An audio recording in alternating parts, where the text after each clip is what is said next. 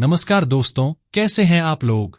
उम्मीद है आप सब खैरियत से होंगे और अपनी जिंदगी में अच्छा कर रहे होंगे। आज हम आपके लिए एक ऐसी कहानी लेकर आए हैं जो न सिर्फ आपके दिल को छू जाएगी बल्कि आपको गहराई से सोचने पर भी मजबूर कर देगी। तो चलिए बिना किसी देरी के शुरुआत करते हैं। दोस्तों, आपने कभी ना कभी फेसबुक का इस्तेमाल तो जरूर किया होगा और शायद आज भी करते हों। आमतौर पर लोग फेसबुक पर दोस्ती करने, मस्ती मजाक करने या अपना समय बिताने के लिए इसका उपयोग करते हैं। लेकिन क्या आप यकीन करेंगे कि एक मामूली सा मजाक जो फेसबुक पर शुरू हुआ था, इतना गंभीर हो सकता है कि तीन लोगों की जान चली जाए? जी हां, यह चौंकाने वाली घटना साल 2020 में केरल के एक गांव में हुई थी। एक साधारण सा फेसबुक मजाक, जिसे मजाक समझा गया, ने ऐसा खौफनाक मोड़ लिया कि 3 परिवारों पर दुखों का पहाड़ टूट पड़ा। आखिर ऐसा क्या हुआ था जिसने एक छोटे से प्रैंक को इतनी बड़ी त्रासदी में बदल दिया? जानने के लिए इस वीडियो को अंत तक जरूर देखें। यह कहानी केरल के कोल्लम जिले के कलुवातुक्काल गांव में रहने वाले विष्णु और उसके परिवार की है। विष्णु ने 10वीं पास करने के बाद ITI से एक कोर्स किया और फिर एक साधारण नौकरी शुरू कर दी।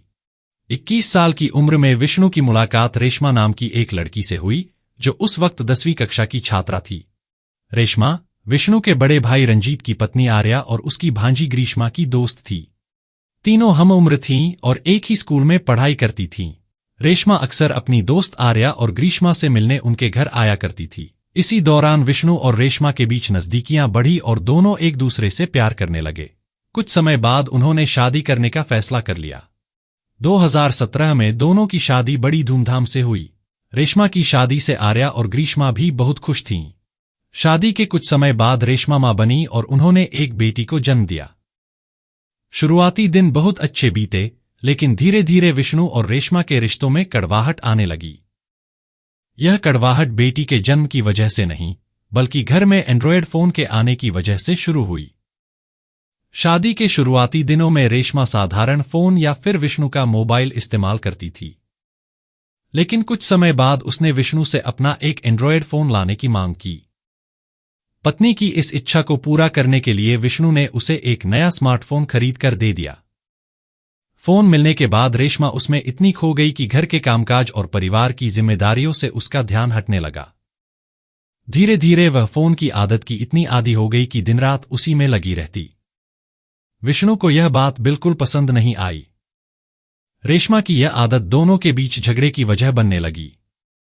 विष्णु ने कई बार उसे समझाने की कोशिश की, लेकिन रेशमा की मोबाइल की लत बढ़ती ही गई। झगड़े बढ़ने लगे, लेकिन रेशमा ने फोन का इस्तेमाल कम करने के बजाय और बढ़ा दिया। महीनों तक यह सिलसिला चलता रहा और फिर 2020 का साल आ गया। उनके रिश्ते सुधरने की जगह और खराब होते चले गए। 2020 में एक दिन विष्णु को उसके दोस्तों का फोन आया। उन्होंने बताया कि उन्होंने उसकी पत्नी रेशमा को वर्कला नामक जगह पर देखा है। वर्कला एक मशहूर टूरिस्ट डेस्टिनेशन था जो उनके घर से करीब 15 किलोमीटर दूर था। यह सुनकर विष्णु हैरान रह गया क्योंकि यह पहली बार था जब रेशमा बिना बताए घर से बाहर कहीं गई थी। वह तुरंत रेशमा को फोन करता है और उससे पूछता है कि वह कहाँ है। रेशमा ने जवाब दिया कि बेटी घर में परेशान कर रही थी, इसलिए उसे लेकर बाहर घूमने आई है। फोन पर थोड़ी बहस के बाद उनकी बातचीत सामान्य हो गई। विष्णु ने तय किया कि वह रेशमा को लेने जाएगा। वह अपनी बाइक लेकर उस जगह पहुंचा जहां रेशमा बस से उतरने वाली थी। वहां से दोनों साथ में घर लौट आए। साल 2020 में कोरोना महामारी के कारण हर किसी की जिंदगी प्रभावित हो रही थी। लॉकडाउन और आर्थिक मंदी ने विष्णु के परिवार को भी अपनी चपेट में ले लिया। विष्णु की नौकरी चली गई और हालात इतने खराब हो गए कि उसे अपना घर तक बेचना पड़ा। घर बेचने के बाद विष्णु अपनी पत्नी रेशमा को लेकर उसके मायके चला गया। रेशमा के पिता सुदर्शन पिल्लई एक कारपेंटर थे और अपने परिवार के साथ ओजाई कोट्टू नामक जगह पर रहते थे। अब विष्णु और रेशमा भी वहीं रहने लगे। साल बदल चुका था और तारीख थी 5 जनवरी 2021। हर दिन की तरह उस सुबह भी सुदर्शन पिल्लई जल्दी उठे, नहाने के बाद पूजा के लिए पास के मंदिर गए। पूजा के बाद जब वे मंदिर से वापस लौट रहे थे तो पास के खेत से उन्हें किसी के रोने की आवाज सुनाई दी। पहले तो उन्होंने इधर उधर देखा, लेकिन कुछ दिखाई नहीं दिया। आवाज का पीछा करते हुए जब वे आगे बढ़े तो सूखे पत्तों के ढेर के नीचे से आवाज आ रही थी। सुदर्शन को यह देखकर हैरानी हुई। उन्होंने तुरंत अपने दामाद विष्णु को आवाज दी। विष्णु दौड़ता हुआ वहां पहुंचा और दोनों ने मिलकर पत्तों का ढेर हटाया। जैसे ही पत्ते हटे, उनके सामने एक नवजात शिशु नजर आया। बच्ची बेहद कमजोर थी और ऐसा लग रहा था कि जन्म के तुरंत बाद उसे वहां फेंक दिया गया था। उस वक्त यह सोचने का समय नहीं था कि बच्ची किसकी है और उसे वहां किसने छोड़ा। विष्णु ने बच्ची को तुरंत उठाया और उसे लेकर घर की तरफ भागा। बच्ची की हालत बहुत नाजुक थी और उसकी गर्भनाल तक नहीं काटी गई थी। सुदर्शन पिल्लई ने अपने हाथों से गर्भनाल काटी और बच्ची को कपड़े में लपेटा। बिना देर किए विष्णु बच्ची को तिरुवनंतपुरम के श्री अवित्तम थिरुनल हॉस्पिटल ले गया और वहां उसे भर्ती करवाया। बच्ची की हालत देखते हुए विष्णु ने इस घटना की जानकारी पुलिस को भी दे दी। अस्पताल पहुंचाने के बाद भी उसकी हालत लगातार बिगड़ती चली गई। डॉक्टरों की तमाम कोशिशों के बावजूद कुछ ही घंटों में बच्ची ने दम तोड़ दिया। बच्ची की मौत के बाद पुलिस इस सवाल का जवाब तलाशने में जुट गई कि आखिर कौन उस मासूम को इस हालत में छोड़ गया था। शुरुआती जांच में शक जताया गया कि शायद बेटी के जन्म को लेकर किसी ने ऐसा घिनौना कदम उठाया हो। एक अन्य संभावना यह भी थी कि किसी ने नाजायज रिश्ते को छिपाने और झूठी इज्जत बचाने के लिए बच्ची को बेसहारा छोड़ दिया हो। पुलिस ने मामले की गहराई से जांच शुरू की और कातिल की तलाश में जुट गई। वहीं दूसरी तरफ विष्णु और उनके ससुर सुदर्शन पिल्लई को लोगों से काफी सराहना मिली। उन्होंने बच्ची को खेत से उठाया और तुरंत उसे अस्पताल पहुंचाया, जिससे उन्होंने एक जिम्मेदार नागरिक का उदाहरण पेश किया। स्थानीय लोग उनकी तारीफ कर रहे थे और यहां तक कि कुछ पत्रकार भी उनसे बात करने पहुंचे। रेशमा ने भी पत्रकारों को बताया कि उनके परिवार ने बच्ची को खेत से बचाया और अस्पताल पहुंचाया, लेकिन दुर्भाग्यवश बच्ची अब इस दुनिया में नहीं रही। इस बीच पुलिस बच्ची के कातिल को ढूंढने पर पूरी तरह फोकस कर रही थी। उन्होंने आसपास के लोगों से पूछताछ की कि क्या किसी ने गांव में किसी बाहरी व्यक्ति को आते हुए देखा है, लेकिन कोई भी ऐसा सुराग नहीं मिला। पुलिस ने यह भी सोचा कि कहीं ऐसा तो नहीं कि गांव के ही किसी शख्स ने बच्ची को वहां फेंका हो। इसके बावजूद कई दिनों की मेहनत के बाद भी पुलिस के हाथ कोई ठोस सुराग नहीं लगा। मामला और उलझता चला गया, लेकिन बच्ची के कातिल का पता लगाने की कोशिशें जारी रहीं। जब पुलिस की हर कोशिश नाकाम हो जाती है, तो आखिरकार पुलिस डीएनए जांच कराने का फैसला करती है। बच्ची के माता-पिता का पता लगाने के लिए सभी जरूरी कागजी प्रक्रिया पूरी करने के बाद मेडिकल टीम गांव और आसपास के इलाकों में रहने वाले नौजवान लड़के-लड़कियों के डीएनए सैंपल इकट्ठा करती है।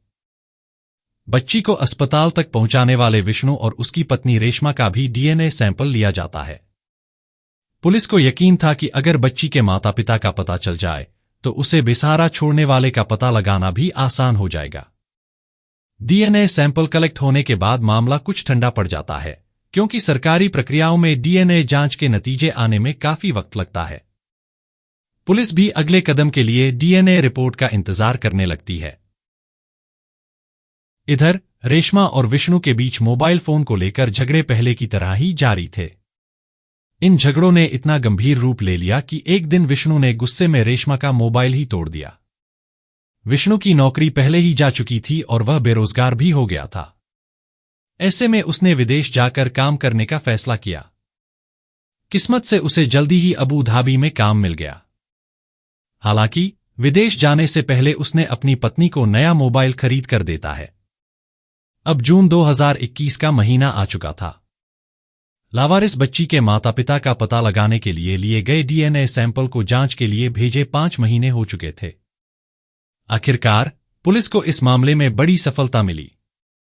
जांच में पता चला कि बच्ची का डीएनए गांव के जिन सैंपल्स से लिया गया था, उनमें से एक कपल से पूरी तरह मेल खाता है। जब पुलिस को यह जानकारी मिली कि बच्ची का डीएनए रेशमा और विष्णु से मिलता है, तो वे सुदर्शन पिल्लई के घर पहुंचे। वहां उन्होंने परिवार को बताया कि मेडिकल जांच के आधार पर रेशमा ही उस बच्ची की मां है।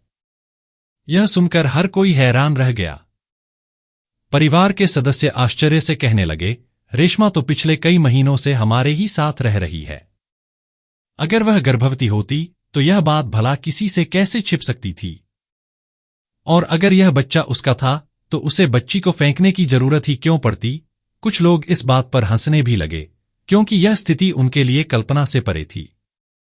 रेशमा की मां भी इस बात की गवाही देती हैं कि रेशमा की सिर्फ एक बेटी है जो अब 3 साल की हो चुकी है।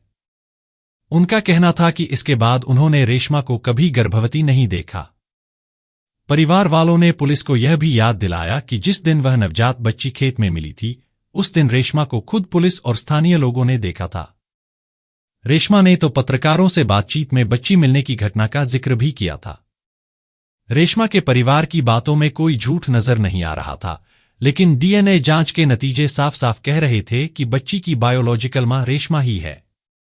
इस विरोधाभास ने पुलिस को उलझा दिया। उन्हें लगा कि जांच में कोई गलती हुई होगी, इसलिए डीएनए सैंपल की दोबारा जांच कराई गई। लेकिन दूसरी बार भी नतीजा वही निकला। अब पुलिस को लगने लगा कि मामले में कुछ गहरी गड़बड़ी है। 22 जुलाई 2021 को पुलिस ने रेशमा को गिरफ्तार कर लिया और उससे कड़ी पूछताछ शुरू की। जो सच्चाई रेशमा ने पुलिस के सामने कबूल की वह बेहद चौंकाने वाली थी। रेशमा ने स्वीकार किया कि उसने ही 5 जनवरी 2021 की सुबह उस बच्ची को जन्म दिया था। बच्ची के जन्म के तुरंत बाद वह सबकी नजरों से बचते हुए खेत में गई और बच्ची को सूखे पत्तों के नीचे छिपा दिया। पुलिस ने उससे यह जानना चाहा कि आखिर उसने ऐसा क्यों किया। रेशमा ने जो कारण बताया वह बेहद हैरान करने वाला था। उसने खुलासा किया कि जब उसे एंड्रॉयड फोन मिला तो उसने फेसबुक अकाउंट बनाया। करीब 1.5 साल पहले फेसबुक पर उसकी दोस्ती आनंदू नाम के एक लड़के से हुई। धीरे धीरे उनकी बातचीत बढ़ने लगी और वह आनंदू के साथ दिन रात चैट करने लगी। रेशमा ने कबूल किया कि उसकी मोबाइल की लत और विष्णु से झगड़ों की असली वजह यही थी। वह दिन भर फेसबुक पर अपने कथित बॉयफ्रेंड से चैट करती रहती थी। हालांकि विष्णु को इस बात की भनक तक नहीं थी कि उसकी पत्नी फेसबुक पर किसी और से बात कर रही है। डीएनए जांच और रेशमा के बयान से यह स्पष्ट हो चुका था कि बच्ची रेशमा और विष्णु की ही थी। उसे मरने के लिए खेत में फेंकने की साजिश रेशमा ने रची थी और इस साजिश में विष्णु का कोई हाथ नहीं था। रेशमा ने यह घिनौना काम अपने फेसबुक बॉयफ्रेंड आनंदू के कहने पर किया था। यानी आनंदू भी इस अपराध में बराबर का दोषी था। अब पुलिस का ध्यान आनंदू की तलाश पर केंद्रित हो गया। चूंकि रेशमा ने आनंदू से सिर्फ फेसबुक के जरिए बातचीत की थी और उसे कभी देखा नहीं था, पुलिस के पास आनंदू के बारे में कोई ठोस जानकारी नहीं थी। आनंदू को ढूंढने का एकमात्र जरिया फेसबुक था, इसलिए साइबर सेल को यह जिम्मेदारी सौंपी गई। साइबर सेल ने आनंदू नाम के प्रोफाइल की छानबीन शुरू की, लेकिन कोई सफलता हाथ नहीं लगी।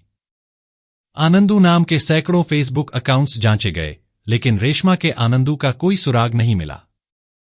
इसी दौरान पुलिस को एक चौंकाने वाली जानकारी मिली। पुलिस ने पाया कि रेशमा जिस मोबाइल नंबर का इस्तेमाल कर रही थी वह उसकी जेठानी और बचपन की सहेली आर्या के नाम पर रजिस्टर था। आर्या, जिसे वीडियो की शुरुआत में विष्णु के बड़े भाई की पत्नी के रूप में बताया गया था। जांच में यह भी पता चला कि रेशमा का पुराना मोबाइल अब आर्या इस्तेमाल कर रही थी। पुलिस को लगा कि शायद उस पुराने मोबाइल से आनंदू के बारे में कोई जानकारी मिल सकती है। इसलिए आर्या को नोटिस भेजकर 24 जुलाई 2021 को मोबाइल के साथ थाने में पेश होने के लिए कहा गया। लेकिन 24 जुलाई को एक नया मोड़ आ गया। आर्या अचानक दिनदहाड़े गायब हो गई और उसके साथ ग्रीष्मा भी लापता हो गई। ग्रीष्मा, जिसे हमने वीडियो की शुरुआत में रेशमा की बचपन की सहेली और विष्णु की भांजी के रूप में बताया था। एक केस अभी पूरी तरह सुलझा भी नहीं था कि पुलिस के सामने यह नई समस्या खड़ी हो गई। अब पुलिस आर्या और ग्रीष्मा को खोजने में जुट गई। उनकी तलाश की शुरुआत उनके घरों से की गई। जांच के दौरान पुलिस को ग्रीष्मा का लिखा एक नोट मिलता है। नोट में सिर्फ एक ही लाइन लिखी थी, मैं नहीं चाहती कि बच्चों की मौत का जिम्मेदार मुझे ठहराया जाए। इस एक वाक्य ने पुलिस को और उलझन में डाल दिया। सवाल था कि इस पूरे मामले से ग्रीष्मा का क्या संबंध हो सकता है।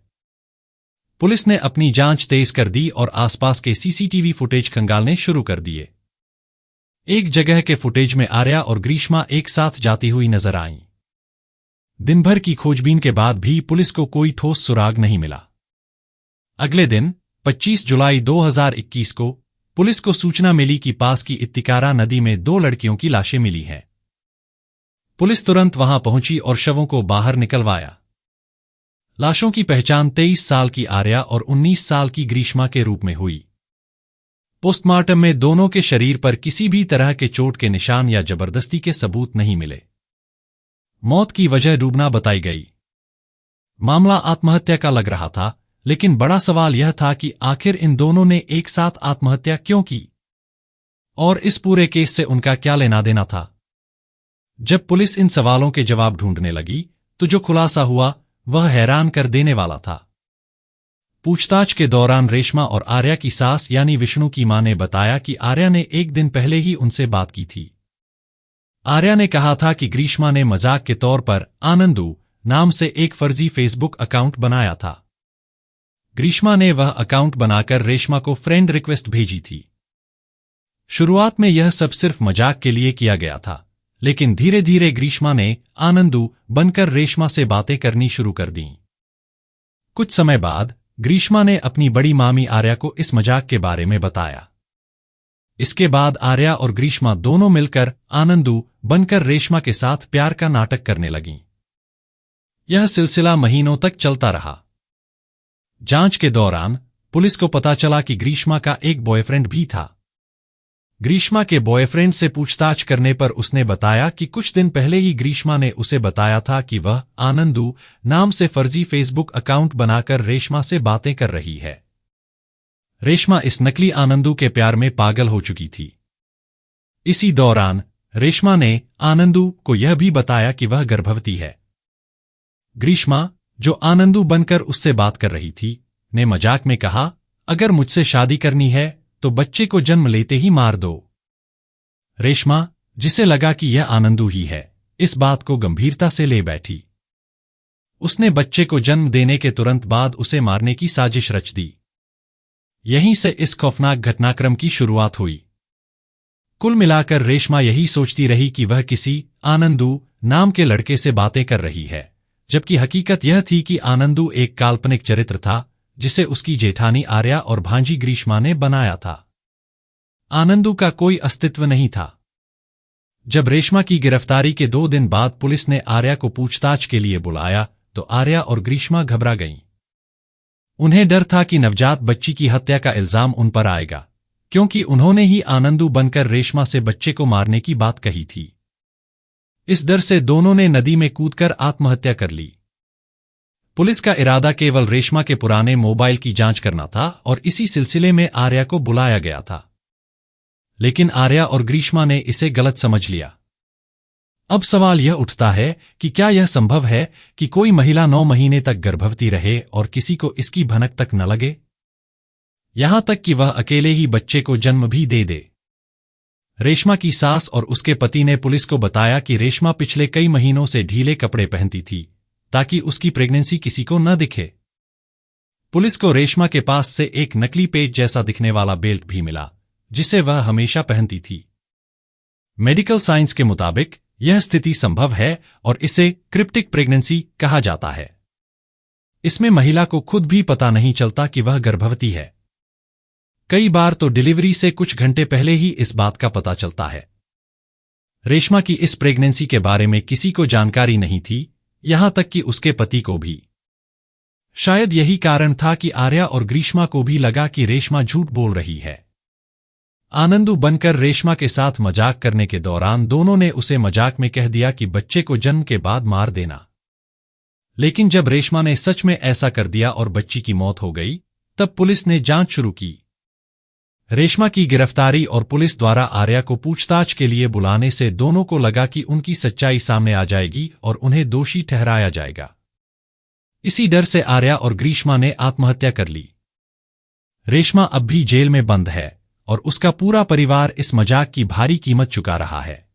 आपकी नजर में इस केस में सबसे बड़ा दोषी कौन है? कमेंट बॉक्स में जरूर बताएं। अगर यह कहानी आपको दिलचस्प लगी हो तो इसे लाइक और शेयर करें ताकि बाकी लोग भी इससे सबक ले सकें। बीइंग फेलोनिफाइड चैनल को सब्सक्राइब करें। यह वीडियो पूरा देखने के लिए धन्यवाद।